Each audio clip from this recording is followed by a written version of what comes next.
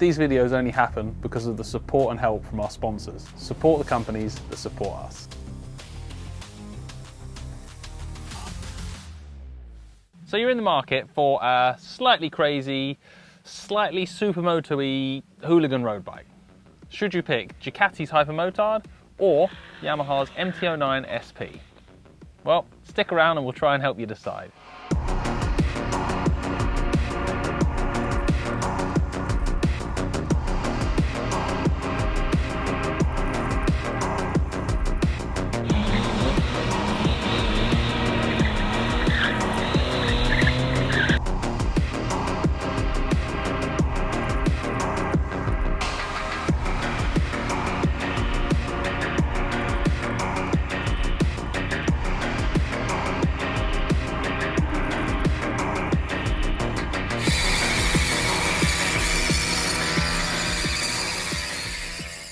Now, on one hand, we've got Ducati's Hypermotard. It is a big, red, B-twin Ducati. It's the most supermoto-y looking of the two, especially when you're riding it. There's nothing in front of you, all about up above the bike, hooligan skids and wheelies, and instant shove off that throttle. On the other side of the fence, you've got Yamaha's MT-09 SP. Now, the latest generation of MT-09 has actually actively tried to move away from its supermoto roots to make it more of a all-round sports road bike. That hasn't taken any of the crazy away though. What you've got is a more rounded, more road bike focused package.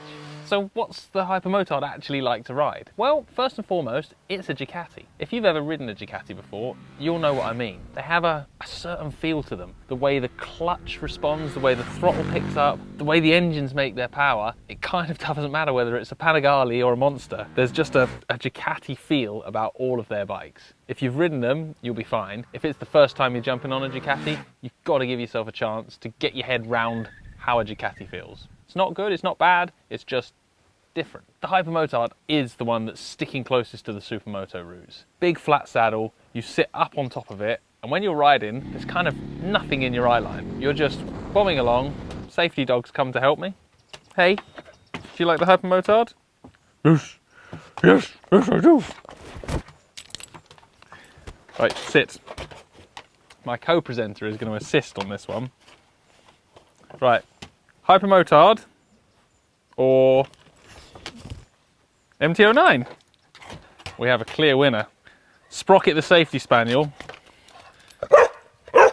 wants an MT-09. When you sit on the Ducati, when you ride it, there's nothing in front of you. You've just got a big pair of handlebars and you can barely see the mudguard or the screen or the clocks or anything. You're just sat on top of it, looking ahead. It really does feel supermoto-y in that way. The bike feels tall, it feels stiff. It does feel very aggressive even, and that's something that will make you either love it or hate it. Now, if you're trying to use it as a riding to work on a Monday morning, cold weather, bit tired, bit half asleep, it's a bike that kind of fights you in those conditions. But if you're using it as a bike for a good time, as a bike to thrash around and wheelie and jump, you'll fall in love with that riding position. You'll love that big command and sat above it, angry throttle, wheelies and skids. It's perfect for that. Now, the MT-09 on the other hand, when you ride that, it's a 3-cylinder engine, it's smoother, it's a little bit more happy to run at super low RPM, it's a much more sort of smooth and refined package. In all honesty, the MT-09 SP, despite its hooligan roots, is probably a more usable bike. It's an easier ride, it's more comfortable, it's, dare I say it, more grown up, which is something I never thought I'd be saying about an MT-09.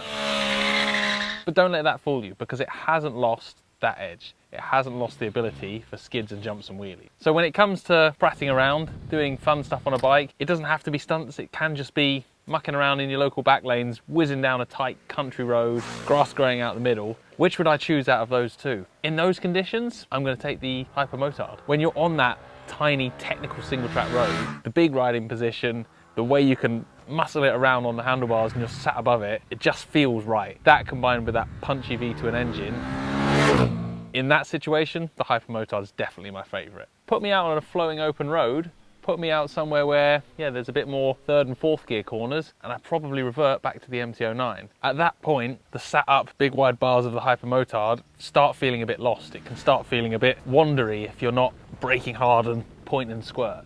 So for a flowing ride, MT-09 SP every time. For a point and squirt, flatty, brappy, all the other made up words I can think of, ride down some bumpy back roads, it's the Hypermotard for me. Now when it comes to tech specs to choose between the two bikes, arguably for this type of bike, I'm going to say that's probably the last thing you need to consider. These are silly, fun play bikes. They're bought with your heart, not with your head. Having said that, it's hard not to look at the price difference between them. The Ducati's £1,000 more, and for your money, you actually get more electronics and more features on the MT-09 SP than you do on the Ducati. If you want that kind of value for money, if you want the cruise control on the MT-09, if you want those extra bits, yeah, maybe then the MT-09 does start to look like a better bet. But in all truth, I think for these bikes, for what they're great at, that choice between the electrics isn't a huge deal. Not in my eyes anyway. Honestly, this is a decision for your heart, not your head. If you're buying these bikes, you're buying them because you want a good time. If you need your good time to have a slightly more practical edge, take the MT-09. If you need your good time to be also awesome to look at when it's parked in the garage,